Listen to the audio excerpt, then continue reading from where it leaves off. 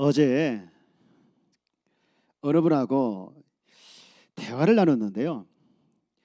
그분이 그러시더라고요. 왜 교회만 다녀야 합니까? 왜 예수님만 믿으라고 합니까? 하나님이 있습니까? 제가 볼 때는 없는 것 같은데요. 기독교도 있고 불교도 있고 이슬람교도 있고 힌두교도 있는데 다 각각의 신이 있는데 왜 기독교만 신이 있다고 주장합니까? 유일신을 주장합니까? 그런 질문을 많이 하더라고요. 전화를 통화하다가 답답했는지 교회를 찾아왔어요. 그래서 한참 동안 얘기를 했는데 또 가시고 난 다음에 또 전화 왔어요. 이제 그래도 또 한번 만나자고 했습니다. 여러분, 이런 질문들은 우리에게는 심각하지를 않아요. 왜냐하면 교회만이 천국 갈 수 있는, 다시 말해서 교회 다녀야만이 천국 갈 수 있는 열쇠가 있기 때문에 우리가 교회를 다니는 것이고, 하나님은 또 시퍼렇게 살아계신 분인 걸 우리가 확신하기 때문에 살아계시다 안 계시다 이거에 대해서 우리가 의심을 하지 않습니다. 그런데 이게 믿어지지 않는 분들은요, 심각합니다. 또 부담이 돼요. 그리고 짜증도 나고요. 여러분, 그런데 제 마음에 문득 이분의 질문을 들으면서 제가 생각하게 된 것은, 우리가 하나님을 믿을 만한 증거가 있는가라는 것이죠. 우리에게. 여러분, 우리에게 교회에 다녀야 할 만한 증거가 있습니까? 우리가 예수 믿어야 할 증거가 있습니까? 여러분에게 물어볼게요. 여러분, 기독교 믿는 신, 우리가 믿는 하나님만이 유일신인가요? 그 증거가 있나요? 있습니다. 확실하게 있습니다. 오늘 읽은 그 증거가 무엇인지 사도행전 17장 31절 말씀을 다시 한번 보겠습니다. 제가 읽을게요. 이는 정하신 사람으로 하여금 천하를 공의로 심판 날을 작정하시고 이에 그를 죽은 자 가운데서 다시 살리신 것으로 모든 사람에게 믿을 만한 증거를 주셨음이니라. 여기 보니 모든 사람이 믿을 만한 증거를 주셨다는 것이죠. 근데 그 앞에 말씀을 보면 그 증거가 무엇인가에 대해서 이야기를 하고 있죠. 이는 그를 죽은 자 가운데서 살리신 것, 죽은 자 가운데서 다시 살리는 것이, 살리신 것, 다시 말해서 부활이 수많은 사람들이 질문하고 있는, 수많은 사람들이 오해를 하고 있는, 이해를 못하지 하고 있는 가장 확실한 대답이요, 우리가 말할 수 있는 확실한 증거인 줄 믿습니다. 근데 이 질문을 하고 난 다음에 이제 증거를 얘기했잖아요. 근데 그 사람들의 반응을 그 다음에 보면 재밌게 소개되어 있어요. 사도행전 17장 32절 보면 두 종류가 나와요. 우리 한번 같이 읽어봅니다. 그들이 죽은 자의 부활을 듣고 어떤 사람은 조롱도 하고 어떤 사람은 이 일에 대하여 내 말을 다시 듣겠다 하니. 두 종류가 나오죠. 한 사람은 조롱하는 사람 나와요. 무슨 부활이 있느냐, 죽으면 끝이지 라고 조롱하는 사람이 있는가 하면 아니야, 있는 것 같아, 다시 와서 듣겠다고 하면서 쭉 내려가면 34절에 그 중에 34절 몇 사람이 그를 가까이하여 믿으니 라고 있습니다. 예, 두 종류 사람이 나왔죠. 조롱하는 사람, 또 한 사람은 믿는 사람들이 나옵니다. 이게 이 사도행전 17장에 기록된 사건은요, 지금으로부터 2000년 전에 일어났던 사건들이에요. 일들이고요. 그 당시 이런 두 종류의 사람들이 있었던 것을 보면서 오늘은 어떤가? 오늘도 똑같다는 것이죠. 앞전에 말씀드렸던 그분이 그러더라고요. 사람은 죽으면 끝이다. 예, 맞습니다. 죽으면 끝이에요. 이 죽음에 대해 성경은 분명히 이해하고 있죠. 히브리서 9장 27절 보면 이렇게 이야기를 하고 선포하고 있습니다. 한 번 죽는 것은 사람에게 정해진 것이요. 죽음이라고 해서 정해진 거라는 거예요. 그리고 그 뒤에 심판이 있다라고 말씀을 하고 있는데, 그래서 사람은요, 이 죽음이라는 것을 피할 수가 없는 것이죠. 우리가 믿는 기독교, 우리가 믿고 있는 하나님도 있지만 사람들은 다른 종교를 믿고 있죠. 불교도 믿고 있고 이슬람도 믿고 있고 힌두교도 믿고 있고 유교도 믿고 있고 등등등 수많은 종교들이 있습니다. 여러분, 그 수많은 종교들하고 우리가 믿는 기독교의 차이를 설명해 보십시오라고 하면 여러분은 뭐라고 설명해 드릴 수 있습니까? 저는요, 많은 차이가 있지만 두 가지를 정리해서 이렇게 차이를 말씀드리고 싶어요. 첫 번째 차이는 소통의 차이입니다. 신이 존재하는데 그 신과 소통하느냐 아니면 소통하지 않는 차이가 있어요. 예를 들면 불교나 도교는 신이 존재한다고 믿어요. 그러나 그 신에게 인격이 있다라고 믿지 않습니다. 그들이 믿는 진리가 있습니다. 그래서 그 진리를 추구하는데요, 또 깨닫기 위해서 나가는데 그 신과 소통하지 않는다고 생각해요. 그래서 그들이 믿는 신이 인간에게 진리를 안 가르쳐 주기 때문에 인간 스스로 그 진리를 찾아가는 거예요. 그래서 깨달음이라고 하죠. 깨달아야 된다고 하죠. 이런 구도의 과정을 암주모색으로 갑니다. 캄캄한 밤에 방에 이제 더듬어서 진리를 찾아가는 그런 과정. 저는 이런 분들을 보면 정말 존경스러워요. 고행을 통해서 진리를 찾는 분도 계시고, 심지어는 불교 같은 경우는 장좌불화라는 말이 있어요. 장좌불화가 뭐냐? 눕지도 않고 서서 똑바로 서서 수행한다는 거예요. 여기 보세요. 이준이도 여기 봐라. 네. 여러분, 똑바로 서서 수행한다는 사람 정말 멋있잖아요. 대표적인 예로 성철 스님 같은 경우는요, 불교에 8년 동안 잠을 한 번도 안 잤대요. 제가 보지 못했지만 그들이 주장합니다. 8년 동안. 야, 정말 대단하다. 그렇게 똑바로 서서 수행을 해야만이 그들이 찾는 진리를 깨달을 수 있다라고 믿었기 때문에 찾죠. 그런데요, 이것이 기독과 아주 다른 겁니다. 성경은 이런 과정을 통해서 하나님에 대한 진리를 다룰 수 없겠다는 것을 알고 신이신 하나님께서 직접 인간에게 찾아와서 인간과 소통을 허락하셨어요. 그리고 우리는 그 신에 대한 반응을 하는 것이죠. 이것이 기독교의 핵심인데요. 제가 만약 너 이렇게 해서 진리를 찾아가라, 고행을 하거나 결혼도 하지 말거나 금욕을 해서 네가 이렇게 진리를 찾아가라고 한다고 하면 저는 못할 것 같아요. 왜냐하면 제 한계를 알기 때문에. 그런데 이런 나의 한계를 알고 있는 나의 형편을 아시고 하나님은 나에게 찾아오셔서 나와 소통하시는 것이 얼마나 제게 위로가 되는지 몰라요. 그런가 하면 두 번째 차이가 있다고 하면 다른 종교와 기독교의 차이가 또 하나 있습니다. 그것은 무엇이냐? 죽은 이후의 삶이에요. 기독교는요, 자랑할 것이 하나 있는데 그것이 무엇이냐? 죽은 신이 다시 살아나셨습니다. 다른 종교는 우리가 똑같이 알고 있는 것처럼 사람이 신이 됐죠. 신을 만들었죠. 그리고 죽어서 살아났다는 증거는 못 보여주고 있습니다. 여러분, 그런 의미에서 봤을 때 기독교의 핵심과 심장과 같은 것이 무엇이냐고 물어보면 당연히 부활이죠.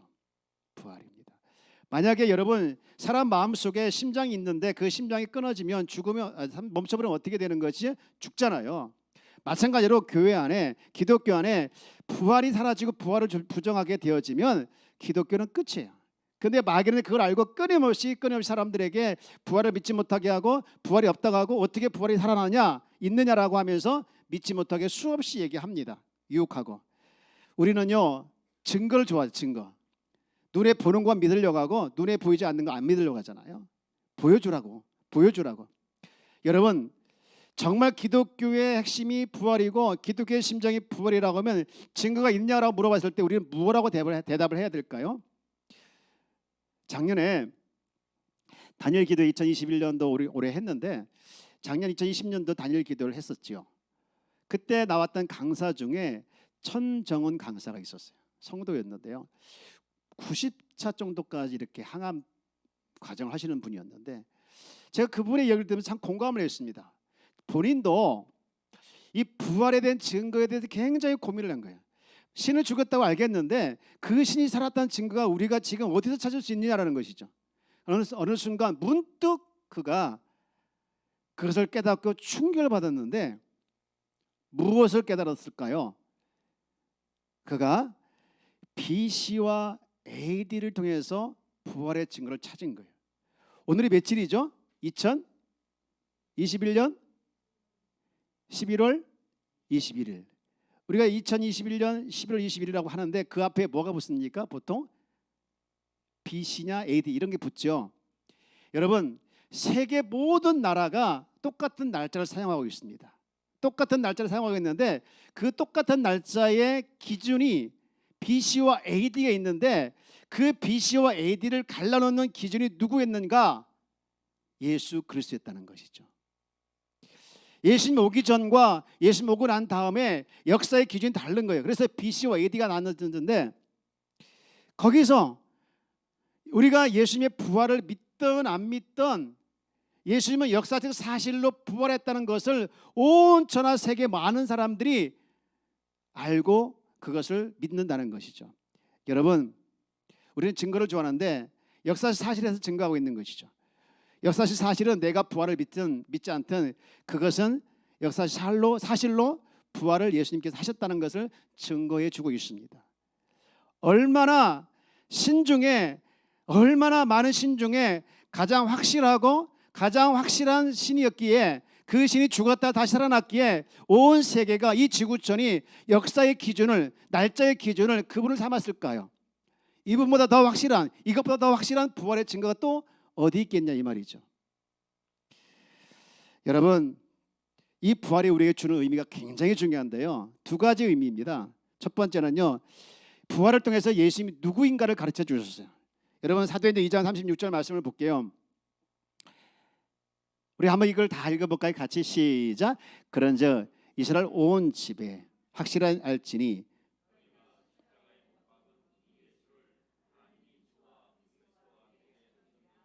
아멘. 지금 이 말씀은 예수님을 십자가에 못 박은 사람들에 대해서 하신 말씀이에요. 그들이 예수님을 십자가에 못 박았는데 이유가 뭐였죠? 신성 모독이잖아요. 하나님을 욕한다. 그런데 나중에 보니까 그분이 신이었어요. 모독한 것이 아니라 진짜 신이었어요. 본인이 신이었다는 걸 알게 된 것이죠. 로이드 존슨 목사님이라는 분 계시는데 그분도 이 부활로 예수님이 하나님 아들이심을 증거했다고 얘기하고 있거든요. 로마서 1장 4절 말씀도 같은 말씀을 했는데 성결의 영으로는 죽은 자들 가운데서 부활하사 능력으로 하나님의 아들로 선포했다고 했습니다. 부활이 뭐냐? 여러분, 예수님께서 부활하셨기 때문에 하나님의 아들 되셨다는 것이 아닙니다. 부활하셨기 때문에 하나님의 아들 되셨다는 것이 아니라 뭐냐? 부활이 예수님이 영원전부터 계신 하나님이라는 사실을 확실하게 증거한 것이라는 것이죠. 사랑하는 여러분, 부활로 예수님이 누구인지 밝혀지니까 그분의 죽음이 단순한 죽음이 아니었습니다. 온 인류의 죄를 대속한 엄청난 죽음이었죠. 그러면 두 번째, 이 부활이 주는 의미가 있는데 그것이 무엇이냐? 바로 죄 사함입니다. 우리가 제일 듣기 싫어하는 소리가 뭐냐? 죄인이죠. 죄. 너 죄인이야. 너 죄인이야. 죄인이야. 여러분 스스로 한번 생각해 보시죠. 내게 누구한테 당신은 죄인입니다 라고 말을 하면 그래 나 죄인이야 라고 할 사람은 아무도 없어요. 내가 무슨 죄야? 무슨 죄야? 제가 어떤 분한테 그런 얘기 들었습니다. 교회 막 이렇게 처음 초청돼서 왔는데 그때 목사님이 여러분은 죄인입니다 라고 해가지고 그 소리가 팍 부정적으로 박혀가지고 튀쳐나갔다 하더라고요. 내가 왜 죄인이냐고. 그리고 다시는 교회 안 간다고 했다고 합니다. 여러분, 죄인이 누굽니까? 죄를 지은 사람이죠. 그럼 그 죄는 뭡니까? 우리 흔히 얘기하는 죄라고 하는 것은 열매들에서 죄를 얘기해요. 예를 들면 간음을 한다든가 사기를 짓다든가 도둑질했다든가 뭐 이런 것들 죄의 열매를 가지고 저거 죄야. 그리고 죄를 지은 사람은 죄인이라고 얘기하는데 성경에서 죄인에 대해서 이렇게 선포하고 있죠. 한번 볼래요? 요한복음 16장 9절 말씀에 보면 죄를 이렇게 선포하고 있죠. 자, 같이 한번 읽어볼까요? 시작.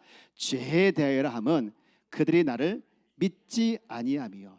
여러분, 죄를 뭐라고 정의하고 있습니까? 그들이 나를, 이 죄가 얼마나 큰 죄였는가 하면 이 죄를 성경이 이렇게 선포하고 있죠. 이 죄는 지옥 갈 죄라고 했어요.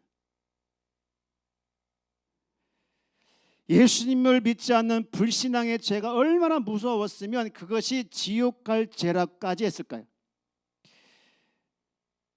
하나님께서 당신의 독생자를 아낌없이까지 주셨는데 그를 믿지 않으니 너는 죄 무슨 죄냐? 지옥 갈 죄. 그래서 너는 마땅히 지옥 가야 된다는 것이죠. 여러분, 오늘 여러분이 어떤 경로를 통해서 이 자리에 왔는지 저는 모르겠지만 여러분이 하나 알아주셨으면 좋겠는데, 하나님을 믿지 않으려는 이 불순종의 죄는 지옥 갈 죄라는 것이죠. 그러면 우리에게는 길이 없을까요? 이 죄를 벗어날 수 있는 길이 무엇일까라는 것이죠. 이겁니다. 회개하고 예수님을 나의 주인으로 받아들이는 겁니다. 저를 한번 따라서 볼까요? 회개하고 예수님을 누구의 주인으로? 나의 주인으로 받아들이는 거.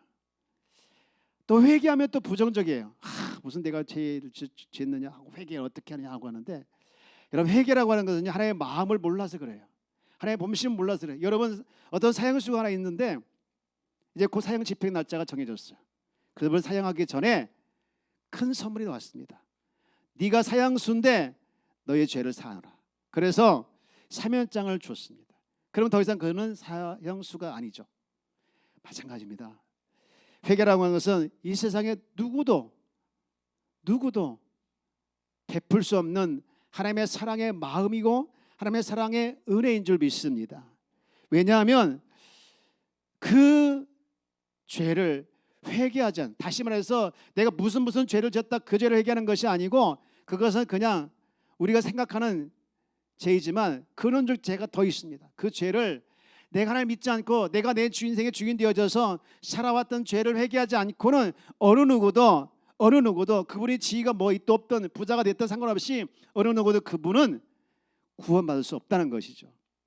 그래서 회개하고 내가 예수를 나의 주로 모시지 않고 내가 주인이 된 것을 회개하고 믿을 때, 그때 우리가 구원을 받기 때문에 이것이 바로 하나님께서 우리에게 주신 좋은 길이죠. 여러분, 그러면 우리가 예수를 믿는다고 할 때 그 예수를 어떻게 믿는 것일까? 로마서 10장 9절 말씀에 보면 이렇게 말씀하고 있어요. 자, 함께 읽어볼까요? 시작.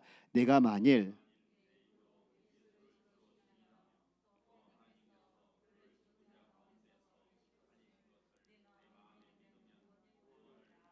아멘. 마음으로 믿으래요. 마음으로 믿으라. 여러분, 단순히 예수님이 행하신 일, 기적을 베풀고 병을 치료하고 물질의 복을 주시고 마음의 평안을 주시고 등등 수많은 사람들에게 예수님이 행하신 일들이 있습니다. 그것을 믿는 것이 아니라 그분 자체를 내가 마음으로 받아들이는 것을 믿는다고 하는 것이죠. 여러분, 예수님을 주인을 받아들일 때 많은 축복이 있지만 그 전에 예수님이 내 인생의 주인 이유가 무엇이냐? 주인 되어야 할 이유가 뭐냐? 세 가지가 있어요.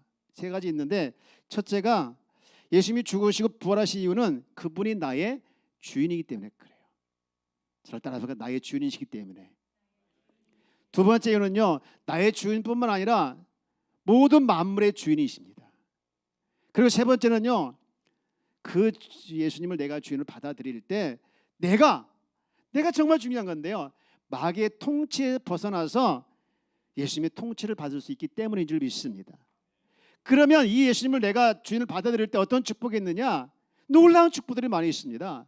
그 중에 첫 번째 축복이 뭐냐? 어떤 상황에서도 오뚜기 같이 일어설 줄 믿습니다. 말씀을 볼게요. 고린도후서 4장 8절 그리고 9절까지. 우리는 사방으로 죄어들어도 움츠러들지 않으며 답답한 일을 당해도 낙심하지 않으며. 우리 9절 같이 읽어볼까요? 시작. 박해를 당해도 뭐 하지 않습니까? 망하지 않을 줄 믿습니다. 망하지 않습니다. 망하지 않는 것이 예수님을 주인을 받아들이는 자의 첫 번째 축복이에요. 어떤 상황 속에도 일어설 수 있는 축복이 이 축복인 줄 믿습니다. 그런가 하면 두 번째 축복, 놀라운 축복이 하나 있는데 그것이 뭐냐? 보이는 것에 따라 움직이지 않고 말씀에 따라 움직이는 것이죠. 말씀을 볼게요. 고린도후서 5장 7절 말씀에 보면 우리는 믿음으로 살아가지 보는 것으로 살아가지 아니합니다라고 되어 있어요. 사람들은요, 보이는 물질과 명예와 욕심에 따라 움직입니다. 그러나 예수님 나의 주인을 모시는 자에게는 그렇게 따라가지 않고 말씀에 따라가는 사람으로 바뀌게 되는 축복이 있어요. 그리고 더 중요한 것은요, 소멸되지 않는 영원한 상을 받게 됩니다. 그리고 그 상을 달려가게 되죠. 고린도후서 5장 10절 말씀에 보면 마지막 부분에 몸으로 행하는 모든 일을 따라 마땅한 보응을 받아야 합니다. 되어 있어요. 마지막으로 중요한데요, 예수를 믿는 자들에게 어떤 축복이 있느냐? 예수님 안에 있는 모든 걸 가진 자가 되는 겁니다. 정말 그럴까요? 우리 고린도후서 6장 10절 말씀을 볼게요. 고린도후서 6장 10절 말씀에 이렇게 기록되어 있습니다. 같이 한번 우리 읽어볼게요. 시작. 근심하는 사람 같으나 항상 기뻐하고.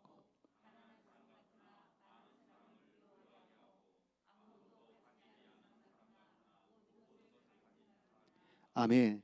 예수님이 내 안에 오시니 그 예수님 가진 모든 것들을 가진 자가 된다는 것이죠. 우리 아까 예배 전에 찬양을 했는데 살아계신 주 했지 않습니까? 저는 이 찬양을 개인적으로 참 좋아합니다.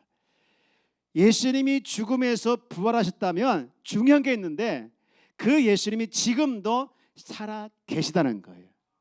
죽었다면 끝났는데 죽음으로 끝난 것이 그분이 다시 살아났다는 것은 지금도 우리 가운데 살아 역사하신다는 것이죠. 살아계신 주 나의 참된 소망 걱정 근심 전혀 없네. 사랑의 주 내 갈 길 인도하니 내 모든 삶의 기쁨 늘 충만하네. 사랑하는 여러분, 여러분 삶이 늘 기쁨에 충만하길 주의 이름으로 축복합니다. 여러분 삶에 제가 어떤 일이 일어났는지 모르고 어떤 상황이 있는지 저는 잘 몰라요. 하지만 살아계신 주님이 여러분의 인생을 통치하고 여러분의 인생을 지배하게 되어지면 그 주님 때문에 내 상황을 뛰어넘고 어떻게처럼 일어나서 여러분 우리는 늘 이 찬양 가사처럼 기뻐 춤을 추며 살아가게 될 줄 믿습니다. 오늘 저는 이 주님은 여러분과 함께하기를 원하고 여러분의 주인 되기를 원하고 여러분 삶과 늘 함께하서 동행하기를 원하고 있습니다. 이게 진짜 하나의 마음이에요. 보실래요? 요한계시록 3장 20절 말씀 볼게요. 이렇게 기록되어 있는데요. 볼지어다 내가 문 밖에 서서 두드리노니 누구든지 내 음성을 듣고 문을 열면 내가 그에 들어가 그와 더불어 먹고 그는 나와 더불어 먹으리라. 우리 언제 밥 한번 먹읍시다. 누구가 얘기합니까? 친한 사람에게 하지 않습니까? 주님은 나와 더불어 먹고 마시고 싶어 하십니다. 이게 동행인과 함께함인데 조건이 있어요. 내가 마음의 문을 열어드려야 돼요. 그걸 내가 받아들여야 되는 것이죠. 여러분 오늘 우리에게 이렇게 질문하고 있어요. 내가 너와 함께하고 싶다. 내가 너와 동행하고 싶다. 내가 너의 삶의 모든 것을 통치하고 싶고 내게 있는 걸 너에게 다 주고 싶다. 너 이거 받고 싶니? 라고 질문하면 여러분 뭐라고 답하시겠습니까? 여러분에게 좋은 걸 주시겠다라고 지금 말씀하신다고 하면 우리는 주저없이 예 받겠습니다, 예 주십시오 라고 하는 것이 바보 아닌 사람은 해야 되는 것이 맞습니다. 오늘 주님께서 오늘 우리들의 마음을 두드리고 계시는 거예요. 내가 네 마음을 두드린다. 내 마음을 두드린다. 내 마음을 두드린다. 내가 너와 함께 먹고 싶구나. 내가 함께 너와 동행하고 싶구나. 내가 너와 함께 평생 함께 하실 뿐만 아니라 너를 통치하고 싶구나. 그리고 내게 영생의 선물을 주고 싶구나. 여러분 이 질문에 우리는 주저없이 답하는 모두가 되기를 주의 이름으로 축복합니다. 여러분 우리가 어떻게 예수님을 내가 마음속으로 받아들일 수 있을까요? 그것은 간단하죠. 기도를 통해서 가능합니다. 기도하지 모르시죠? 제가 기도를 하기 위해서 여러분을 도와드리고 싶어요. 중요한 것은요, 내가 내 마음속에 예수님을 받아들이게 되겠다는 것은요 중요한 결정인데 이 중요한 결정이 왜 중요하냐? 내가 지금부터 신뢰의 대상을 내가 아닌 주님으로 옮기겠다는 거예요. 그리고 부활해서 살아계신 주님을 내가 받아들이겠다는 것이고 내 주인으로 영접하겠다는 것이죠. 뿐만 아니라 내가 예수님을 부인하고 모르고 안 믿으려고 했던 그 죄를 회개하는 겁니다. 저는요, 이 내용을 잘 이해하고 이 귀한 복음을 여러분들이 받아들여서 여러분 삶이 주님과 함께 살아가는 삶이 되어지기를 주 여러분 축복합니다. 여러분 인생을 쭉 돌아보십시오. 제가 제 마음대로 살아왔던 삶들이 얼마나 많았습니까? 그래서 잘 됐습니까? 잘 풀렸습니까? 그럴 수도 있죠. 그러지 않을 수 있습니다. 잘 풀린 거, 잘 안 풀린 거, 저는 그것을 말하고 싶은 것이 아니라 정말 내 안에 내가 주인 되어 살아왔던 삶을 여러분 무엇이라고 하냐? 지옥할 죄라고 이야기하고 있어요. 그 죄를 회개하고 여러분 주님을 주인으로 받아들이는, 그래서 영생이 여러분에게 선물로 다가오는 귀한 성도가 다 되기를 주 여러분 축복합니다. 제가 여러분에게 이것을 도와드리고 싶어요. 기도를 도와드리고 싶은데 여러분 기도할지 모르는데요, 제가 여러분을 위해서 먼저 기도하면 여러분은 그냥 따라서 하면 되는 거예요. 제가 먼저 기도하겠습니다. 주 예수님, 저는 죄인입니다. 지금까지 저는 제 자신을 믿고 살아왔습니다. 저의 죄를 회개하오니 용서해 주세요. 예수님이 저희 때문에 십자가에서 죽으시고 또한 부활하신 것을 믿습니다. 지금 이 시간 제 마음의 문을 엽니다. 예수님이 제 마음에 들어오셔서 저의 구주와 주님이 되어주세요. 이제부터 제가 하나님 앞에 설 때까지 저의 삶을 인도해 주세요. 예수님의 이름으로 기도합니다. 아멘. 어떠세요? 여러분이 기도가 마음에 안 들 수도 있고 마음에 들 수도 있습니다. 오늘 이 자리에 나오신 분들이 어떻게 보면 한 번 왔다 갈 수 있는 분도 계시고 또 계속 나올 수 있는 분도 계시지만, 바라옵기는 여러분 이 예수님의 영접 기도를 받아들이고 내 생명 다하는 그날까지 주님과 함께 살아가서 여러분 삶이 진짜 축복의 삶이 되기를 주 이름으로 축복합니다. 제가 여러분을 위해서 한 번 더 기도해 드리겠습니다. 함께 눈을 감고 제가 기도하는 것을 들어주시면 좋겠습니다. 하나님 아버지 감사합니다. 영접하는 자, 곧 그 일을 믿는 자들에게는 하나님의 자녀가 되는 권세를 주신다고 했습니다. 지금 이 말씀대로 저희들 하나님께서 하나님 자녀로 삼아 주신 줄 믿습니다. 동에서에서 먼 것까지 우리의 죄를 옮기시고 우리의 죄를 다시 기억하지 않는다는 말씀처럼 하나님을 믿지 않으려는 죄를 용서해 주시고 날마다 구원의 확신을 가지고 저들 살아내게 하여 주옵소서. 오늘 정말 힘들게 오신 분들 마음 안에 주께서 친히 찾아가 주셔서 주님이 저희들의 인생의 주인 되어 주시고 더 이상 갈등하며 더 이상 혼돈 속에 살아가지 않고 주님을 바라보며 곧게 길을 걸어가는 저희들의 인생의 앞날이 되게 하여 주옵소서. 감사드리며 우리 주에서 구원하신 예수님 이름으로 기도합니다. 아멘. 우리 함께 이 찬양을 불렀으면 좋겠어요. 나 같은 죄인 살리신